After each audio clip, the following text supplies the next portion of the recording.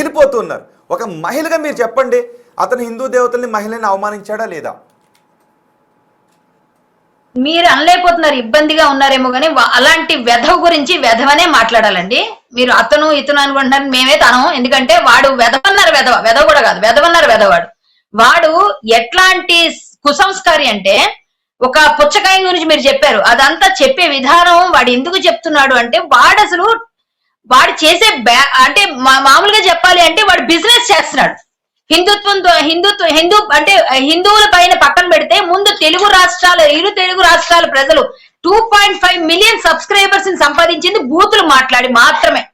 ఈ బూతులకి అట్రాక్ట్ అయిన బూత్ ప్రజలు కొంతమంది వెళ్ళిపోయారు. మంచి వాళ్ళు అయ్యో ఏదో కామెడీగా ఉంది కదా అని వెళ్ళుంటారు. సరే, వాళ్ళందరూ ఎందుకు అయ్యారో నాకు తెలియదు కానీ వీడైతే మాత్రం ఒక బూత్ వెధవ. ఆ వెధవతోని నిజంగా మనం ఇంతసేపు డిస్కషన్ చేసుకోవాల్సి వస్తున్నందుకు మన కర్మగా భావిస్తూ వాడికి గట్టిగా సమాధానం చెప్పకపోతే బాగుండదు కాబట్టి చెప్తున్నానండి. వీడిపైన నేను కేసు పెట్టాను, చాలా డీటెయిల్డ్ కేసు పెట్టాను. తెలుగు రాష్ట్రాల ప్రజలందరూ, మీకు తెలుగు వాళ్ళు గాని అలాగే హిందువులుగా మీరు బ్రతికుంటే, మీకు సిగ్గు శర ఉంటే వాడిని అన్సబ్స్క్రైబ్ చేయండి. డైరెక్ట్ గా చెప్తున్నా. ఎందుకంటే ఇలాంటి వెధవుల వల్ల 14 ఏళ్ల పిల్లలు పాడైపోతున్నారు. 14 ఏళ్ల పిల్లలు వీడి బూతులు వింటూ, వీడు చెప్తున్న మాటలు వింటూ పాడైపోతున్నారు. అంతేకాకుండా అలాగే ఒక 14 ఏళ్ల అమ్మాయిని నేను అనుభవించాను, 1000 రూపాయలు ఇచ్చాను. వాడు ఒక వీడియో చేశాడు, ఇంకా వీడియో ఉంది. వెధవన్నారు వెధవ కాబట్టి అలాంటి వీడియోలు పెడతాడా? పిల్లల్ని చెడగొట్టే పనులు, అందులోనూ ఆడవాళ్ళ గురించి మాట్లాడుతూ సీతామాత ద్రౌపది మాతకి రేప్ జరిగింది అంటాడు. హిందువులందరూ కూడా రేపిస్టులు అంటాడు. భారతీయులందరూ దరిద్రులు అంటాడు. ఎన్ని రకాలు. ఒరే వెధవ, ముష్టి వేస్తున్నామని చెప్పానన్నా నేను.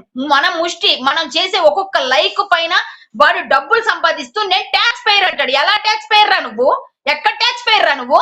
ఎందుకు ట్యాక్స్ కడుతున్నావురా? నువ్వు సంపాదించుకున్న డబ్బులకి ట్యాక్స్ కడుతున్నావు. నువ్వు మా ఇండియన్ గవర్నమెంట్ కి ఇవ్వట్లేదు, నిన్ను ఇండియన్ గా మేము గుర్తించట్లేదు. ఎందుకంటే ఇప్పుడు నువ్వు భారతీయుడిగా మాట్లాడితే భారతదేశాన్ని, నా మాతృభూమి అనేవాడు ఎవ్వరు కూడా అలా మాట్లాడు. నువ్వు వెధవ్వే రోగువు కాబట్టి ఇట్లా మాట్లాడు. కన్ఫామ్ గా చెప్తున్నా, వీడికి మాత్రం భారతీయుల పట్ల ఈ మాత్రం కూడా నా సహోదరులనే ఫీలింగ్ లేదు. నేను ఇక్కడికి రాను, ఇండియాకే రానని. కానీ వాడిని రప్పించాలండి. వాడిని ఇండియాలో జైల్లో కూర్చోబెట్టాలి, చెప్పకూడి తినిపించాలి. ఖచ్చితంగా చెర్లపల్లి జైల్లో వాడు కూర్చోవాలి. హిందువులకి భారతీయులకి మోకాళ్ళ పైన నిలబడి క్షమాపణ చెప్పి అందరూ అన్సబ్స్క్రైబ్ అయిపోయిన తర్వాత రూపాయి కూడా రాలేకపోతే ఆ రోజు భారతదేశం పవర్, హిందువుల పవర్ తెలియాలి. ఆడపిల్లల ఉసురు ఎలా ఉంటుందో తెలియదు. వీడి శాపనార్థాలు పెట్టేదేంటండి? వాడు వెధవ. వాడి శాపనార్థాలు ఎవరికి తగులుతాయండి? ఇందాక రవి గారు చెప్పినట్టు వాడి శాపనార్థాలు ఏం పనిచేయవు. వాడి కాదు, ఇప్పుడు పెడుతున్న ప్రతి ఒక్క హిందూ శాపనార్థం, ప్రతి ఒక్క భారతీయుడి శాపనార్థం, ప్రతి ఆడపిల్ల శాపనార్థం వాడికి తగిలింది కాబట్టి ఇప్పుడు వాడు ఇలాంటి పరిస్థితిలో ఉన్నాడు. అలాంటి వ్యధను మాత్రం ఊరుకోకూడదండి. సీతాదేవిని అన్నాడు కాబట్టి ఆ శాపమే తగిలి అన్సబ్స్క్రైబ్ అయిపోతుంది అని మరికొంతమంది అంటూ ఉన్నారు. ఎస్, అది సీతాదేవి అండి మహాసాధ్విగా భావించి, నా తల్లి సీతామాతను నువ్వు అన్నావంటే 3 నెలలు నేను ఒకరిని జైల్లో పెట్టించాను సార్. సీతాదేవిని అన్నందుకు 3 నెలలు అంటే వాడిని జైల్లో పెట్టించగలిగాం. ఎందుకు? సీతామాత మాకు ఆదర్శం. భారతీయ ప్రతి నారీకి ఆదర్శం ఆమె. అటువంటి మహాతల్లి గురించి నువ్వు మాట్లాడేటప్పుడు నువ్వు విజ్ఞత ఉందిరా? నువ్వు మళ్ళా హిందువా? మళ్ళా గణేశుడిని పూజిస్తావా? మళ్ళీ దేవదేవుడిని నేను పూజిస్తా అని చెప్తావా? నువ్వెక్కడ? నువ్వు హిందువు అయితే హిందువులందరూ రేపిస్టులు, గోమాతను రేప్ చేశారు, మరి ఎవరు మేకల్ని రేప్ చేశారు, కుక్కల్ని రేప్ చేశారు అంటారు. మళ్ళీ నేమో ఒక పుచ్చకాయ తీసుకొస్తాడు, తర్వాత ఇంకేదో కీరా తీసుకొస్తాడు, దాన్నేమో ఏదో పెద్ద వీడేదో సైంటిస్ట్ లాగా అంతా కనిపెట్టేసినట్టు, ఆడవాళ్ళ కష్టం అంతా వీడికే తెలిసినట్టు. వాళ్ళ అమ్మ నిజంగా చెప్తున్నాడండి, వాళ్ళ అమ్మగారు తిరుగుతాడండి. వాళ్ళ అమ్మగారు తిరగమని చెప్తాడా వీడు? ఇదే విధంగా వాళ్ళ అమ్మగారు తిరగమ్మా, నీకెందుకు నేను పక్కనే ఉన్నానని చెప్తాడండి వీడు? చెప్పగలరా? వెధవా వీడికి అసలు ఇంగిత జ్ఞానం లేని వెధవా. నాకే కేసులు పడినా నాకు భయం లేదు. నా దేశం వరకు, నా ధర్మం వరకు వస్తే కేసు పడినా పర్వాలేదు. వాడు రావాలి కదా, కేసు పెట్టాలంటే భారతదేశానికి రమ్మనండి. ఇక్కడ నేను ఏం చేయాలో చేసి చూపిస్తాం. రవి గారు ఏదో చెప్పాలనుకుంటున్నారు. కళ్యాణ్ గారు ఒక్కసారి రవి గారు ఏదో చెప్పారు. వాడి ధైర్యం అదే. 3.5 ఏళ్ల నుంచి పారిపోయి పరారీలో ఉన్ని ఈ ధైర్యం చేస్తున్నాడు. వీడిని ఇండియాకి రప్పించాలంటే ఈ రెడ్ కేసు ఇవన్నీ వర్కౌట్ అవ్వండి. మీరు ఓపెన్ చేసిన PIL ని FIR గా మార్చి యూట్యూబ్ కి పంపిస్తే దేశాన్ని విచ్ఛిన్నం చేయడానికి మతోన్మాదంతో ఒక రిలీజియన్ కి చేస్తున్నాడని యూట్యూబ్ వాడి ఛానల్ మూసేస్తుందండి. ఏ రోజైతే వాళ్ళు మూసేసారో అయిపోతే అడుక్కు తినుకుంటూ ఇంత ముందు కప్పులు కడుక్కు ఎలా కడుక్కునేవాడో ఇక్కడ భారతదేశానికి వస్తాడు. ఇదే వాడిని రప్పించే మార్గం. అది మీలాంటి వాళ్ళు చేయగలరు. ఆల్రెడీ విశ్వ హిందూ పరిషత్ విశాఖపట్నంలో ఒక పిఐఎల్ ఓపెన్ చేశారండి. నాకు తెలిసిన వాళ్ళు 6 పిఐఎల్ ఓపెన్ చేశారు. నాకు 2 రోజుల్లో కేరళలో పని అయిపోతే నేను హైదరాబాద్ వచ్చి దీన్ని ఎఫ్ఐఆర్ గా మార్చి పోలీస్ డిపార్ట్మెంట్ లో నాకు తెలిసిన వాళ్ళతోని, తర్వాత పొలిటీషియన్స్ ఎవరైతే నాకు అందుబాటులో ఉన్నారో వాళ్ళతో మాట్లాడి డెఫినెట్ గా బీజేపీ, ఆర్ఎస్ఎస్, బజరంగ్ దళ్, హిందూ జాగరణ మంచ్ అందరికీ ఇది ఎఫ్ఐఆర్ గా కన్వర్ట్ చేసి వాడి ఛానల్ మూతపోయిపోతే రేపు మీ అబ్బాయి మిమ్మల్ని ఇదే లకారాలతో మకారాలతో పిలుస్తాడు ప్రతి ఆడవాళ్ళని. ఎందుకంటే ఈయన చూసి ఇన్ఫ్లుయెన్స్ అయ్యి ఎవడేం పేకలేడు కదా అని. సో వీడు threat not only to Hinduism, is threat to entire Indian social fabric. అసలు వస్తుందండి నాకు ఎఫ్ఐఆర్ ఇంకొంతసేపట్లో నాకు ఆల్రెడీ ఇస్తామన్నారు పోలీసులు. నేను ఇవాళ కూడా వాళ్ళకి ఫోన్ చేశాను. కొంతసేపట్లో ఎఫ్ఐఆర్ నాకు వస్తుంది చేతికి. నేను ఖచ్చితంగా ఆర్టీవీకి ఇస్తాను, బిగ్ టీవీకి ఇస్తాను, అన్ని టీవీలకి ఇస్తాను. ఒకటి ఏమిటంటే నాకు ఒకటేనండి బాధ.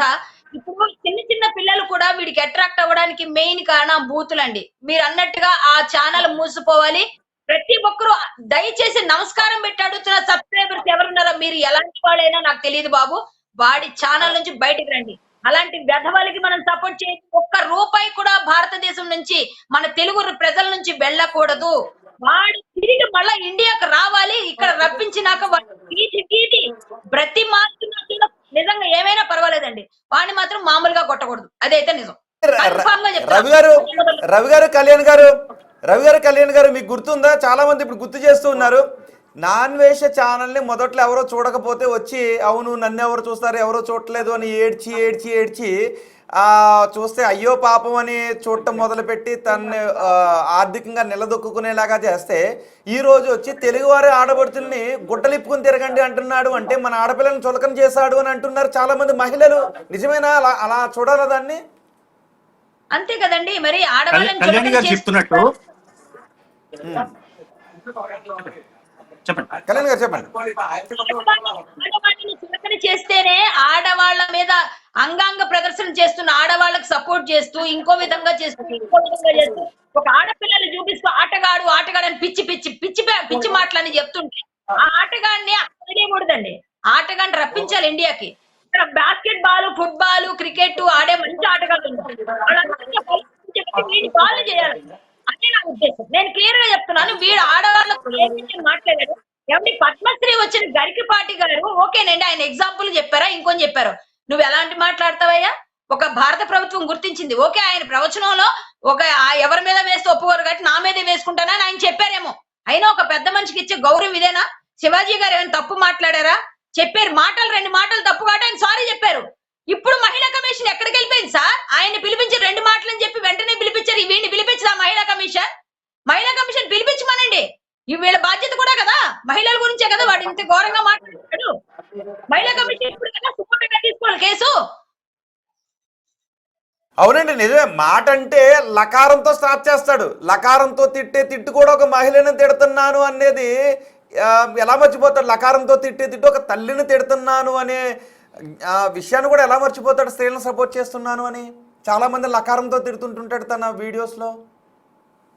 వాడికి నోరు తెరిస్తే లకారం తప్ప ఎందుకంటే వాడికి లకారంతోనే పుట్టాడు కాబట్టి, వాడు పుట్టుకతోనే లకారం నేర్చుకొని పుట్టినట్టున్నాడు నాకు తెలిసి. వాళ్ళ మదరు ఇలా పెంచారండి. వాడు క్లియర్ గా చెప్తున్నానండి, వాడు నాకు తెలిసి ముస్లిం మతం, హిందూ మతంలో స్త్రీలకి చాలా, మీరు వినే ఉంటారు కదా, చాలా కట్టుబాట్లతో అన్ని కప్పేసుకుంటారట. క్రిస్టియన్ వాళ్ళు అన్ని ఇప్పేసుకుంటారట. అంటే వీడేమైనా మతం మారిపోయాడు, మరి ఏమైనా గొర్రె అయిపోయాడో నాకు తెలియదు. అదైతే మనకు తెలీదు ఏమయ్యాడో. అదైతే మాత్రం ఖచ్చితంగా వాడు మాట్లాడుతున్న మాటల్లో అందరికీ బాధపడే విధంగా ఉంది. ప్రతి ఆడపిల్ల అంటే ఎన్ని మతాల మీద చిచ్చు పెడతాడో తెలీదు. మళ్ళీ శివాజీ గారిని బహిరంగంగా చంపేయమని పిలిపిస్తున్నాడు సార్. అది ఎంత పెద్ద థ్రెట్ అండి. శివాజీ గారు రవి గారిని కూడా గతంలో రవి గారి కుటుంబ సభ్యుల్ని కూడా చాలా దారుణంగా మాట్లాడాడు. దానికి ఆయన పాపం ఎంతో మనోవేదన వేదన చెందిన కుటుంబ సభ్యులు తిట్టినప్పుడు. అవునా రవి గారు?